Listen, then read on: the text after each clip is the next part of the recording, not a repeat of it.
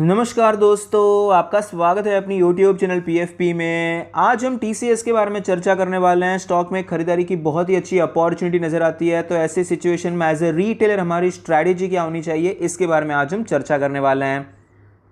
सबसे पहले कंपनी के फाइनेंशियल ट्रेंड पे नजर डाल देते हैं। रेवेन्यू प्रॉफिट कंटिन्यूसली ऊपर जा रहा है। 2022 में ऑल टाइम हाई रेवेन्यू और प्रॉफिट दिखाई पड़ता है, जो कि क्लियरली बहुत ही अच्छी बात है। तो फाइनेंशियल ट्रेंड तो हेल्दी है, उसमें कोई डाउट नहीं है। रिटर्न रेशियोज की बारे में बात करें, ROE 43% है, ROC 53% है, ROA 27% है। बहुत ही अच्छे रिटर्न रेशियोज हैं और पिछले साल के मुकाबले इंप्रूव भी हुए हैं। लेवरेज रेशियो के बारे में बात करें, डेट टू इक्विटी 0 है, कंपनी पर कर्जा ही नहीं है। इंटरेस्ट कवरेज रेशियो 73 के करीब है, तो लेवरेज रेशियो भी बहुत अच्छे नजर आते हैं। शेयर होल्डिंग पैटर्न के बारे में बात करें, टोटल प्रमोटर होल्डिंग 72.3% है, जिसमें से 0.35% प्लेज है। Mutual fund 3.25%, other DII 5.5%, FII 13%, retail and other category में 6% की हिस्सेदारी नजर आती है। शेयर होल्डिंग पैटर्न ओवरऑल काफी अच्छा है, प्रमोटर की होल्डिंग भी काफी अच्छी है और इंस्टीट्यूशंस का भी इंटरेस्ट आपको नजर आता है। रिसेंट ट्रेंड के बारे में बात करें तो रिटेलर्स खरीदते जा रहे हैं, FIIs बेचते जा रहे हैं,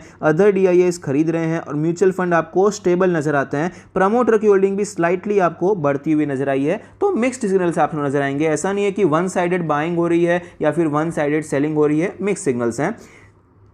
वैल्यूएशन के बारे में बात करें, 31 का PE रेशियो है, जो कि हिस्टोरिकली एवरेज साइड पे है, सेक्टर के साथ चल रहा है। प्राइस टू बुक रेशियो 13.5 है, जो कि हिस्टोरिकली हायर साइड पे नजर आता है। वैल्यूएशन बहुत ज़्यादा महंगा नहीं है, IT की सबसे बड़ी कंपनी है। इस हिसाब से अगर दूसरी कंपनी के मुकाबले थोड़ा बहुत प्रीमियम भी मिलता है तो भी कोई बड़ी बात नहीं होती है, क्योंकि इसे रिप्लेस करना कंपेरेटिवली मुश्किल हो जाता है। एक स्टेबिलिटी इस कंपनी में मिल जाती है, जिस कंपनी का साइज बहुत बड़ा रहता है। तो वैल्यूएशन बहुत महंगा नहीं है, डिसेंट वैल्यूएशन, थोड़ा बहुत प्रीमियम वैल्यूएशन हम कह सकते हैं।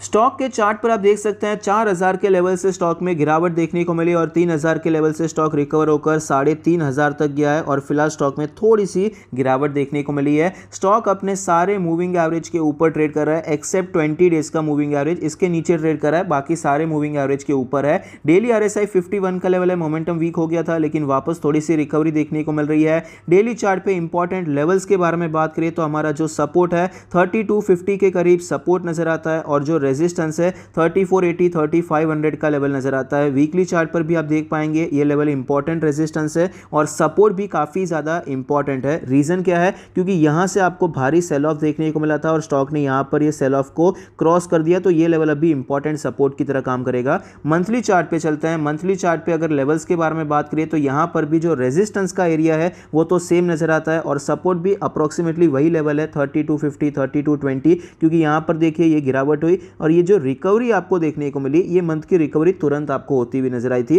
जैसे इसका हाई क्रॉस हुआ तो ये लेवल अभी एक सपोर्ट की तरह काम करेगा। तो फिलहाल यहां पर जो लेवल से आपको डेली, वीकली और मंथली चार्ट पे ऑलमोस्ट सेम नजर आते हैं। तो किस प्रकार से हमारा प्लान होना चाहिए, अगर हम स्विंग ट्रेड करना चाहते हैं तो स्विंग ट्रेड इतना ज्यादा फेवरेबल नजर नहीं आता है। उसका सिंपल रीजन ये है क्योंकि स्टॉक ऑलमोस्ट हायर लेवल पे पहुंच चुका है, स्टॉप लॉस यहां पर लेना पड़ेगा। टारगेट इससे ज्यादा स्विंग ट्रेड के लिए अभी से हम नहीं ले सकते हैं। तो फिलहाल यहां पर स्विंग ट्रेड मैं तो प्रेफर नहीं करूंगा। प्रेफर कब करूंगा, जब यहां पर आपको कंसोलिडेशन के बाद ये लेवल टूटता हुआ नजर आए तो बहुत अच्छा स्विंग ट्रेड बन सकता है, तो हम यहां पर काम कर सकते हैं। पोजिशनल ट्रेड के बारे में बात करें तो पोजिशनल ट्रेड के लिए मेरे हिसाब से बहुत ही अच्छी अपॉर्चुनिटी है। हमने यहां पर ऑलरेडी पोजिशनल ट्रेड इनिशिएट किया हुआ है। TCS और इन्फोसिस में हमने नीचे के साइड से डिस्कस किया है, ऑलमोस्ट लो के आसपास। ये दूसरी या तीसरी कैंडल पे ही हमने डिस्कस किया था कि ये मोमेंटम अच्छा बिल्कुल भी नहीं है लेकिन लेवल बहुत अच्छा है, तो अटेम्प्ट हम यहां पर जरूर करेंगे और स्टॉक में एक अच्छा मोमेंटम हुआ उसके बाद और स्टॉक अभी हायर लेवल पे सस्टेन कर रहा है। तो आगे हमें क्वांटिटी किस हिसाब से ऐड करना है वो डिस्कस करेंगे।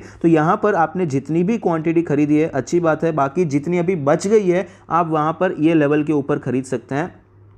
अब यहाँ पर मान लेते हैं कि 3500 का जो रेजिस्टेंस है ये टूटता हुआ नजर आता है, तो चार्ट का स्ट्रक्चर कैसा दिखेगा, चार्ट का स्ट्रक्चर कुछ इस हिसाब से दिखेगा। यहाँ पर आप देख पाएंगे मल्टीपल टाइम रेजिस्टेंस टेस्ट हुआ और एट लास्ट आपको ये लेवल टूटता हुआ नजर आया। तो ये जो बेस बनाकर स्टॉक ऊपर जा रहा है, तो अभी ये स्टॉक में एक अच्छा मोमेंटम रह सकता है और स्टॉक अपने प्रीवियस ऑल टाइम हाई 4000 को अप्रोच कर सकता है। ऑलरेडी यहाँ पर ये ट्रेंड लाइन का ब्रेकआउट तो हो ही चुका है और ट्रेंड लाइन के हिसाब से यहाँ पर सपोर्ट लेकर ऊपर भी जा रहा है। तो चार्ट का स्ट्रक्चर 3500 के ऊपर काफ़ी ज़्यादा बुलिश हो जाएगा तो वहीं पर हम क्वांटिटी ऐड करने का प्लान करने वाले हैं। 3500 के ऊपर अगर ये स्टॉक जाता है तो आप यहाँ पर क्वांटिटी ऐड कर सकते हैं। मान लेते हैं कि स्टॉक में आपको एक कंटिन्यूस मोमेंटम होता है, ऐसे ही आपको स्टॉक ऊपर चला जाता है तो यहाँ पर आपको जो स्टॉप लॉस लेना पड़ेगा 3250 के करीब लेना पड़ेगा। स्टॉप लॉस थोड़ा सा बड़ा हो जाएगा लेकिन फिर भी डिसेंट है, कोई इशू नहीं है। 4000 का आपको टारगेट मिल रहा है। अगर आप 3500 पे खरीदते हैं, 3250 का स्टॉप लॉस रखते हैं, 250 रुपये का आपका स्टॉप लॉस है, 500 रुपये का टारगेट है,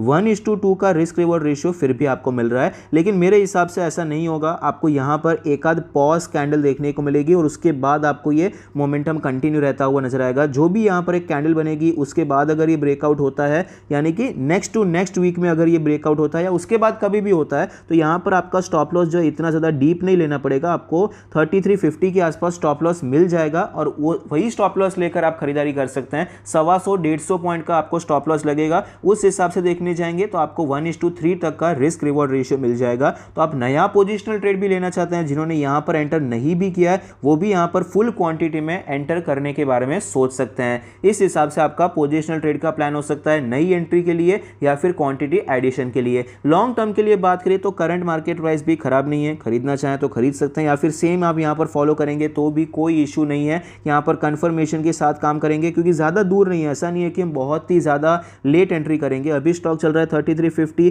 3500 के ऊपर आपको एक मल्टीपल कंफर्मेशन मिल जाएगा तो आप चाहें तो थोड़ा ज़्यादा एग्रेसिवली भी क्वांटिटी खरीदारी करने के बारे में सोच सकते हैं। इस हिसाब से आपका स्विंग ट्रेड, पोजिशनल ट्रेड और लॉन्ग टर्म का प्लान हो सकता है। आई होप आपको ये वीडियो पसंद आता है, कुछ सीखने को मिलता है। Thank you, stay happy, happy investing.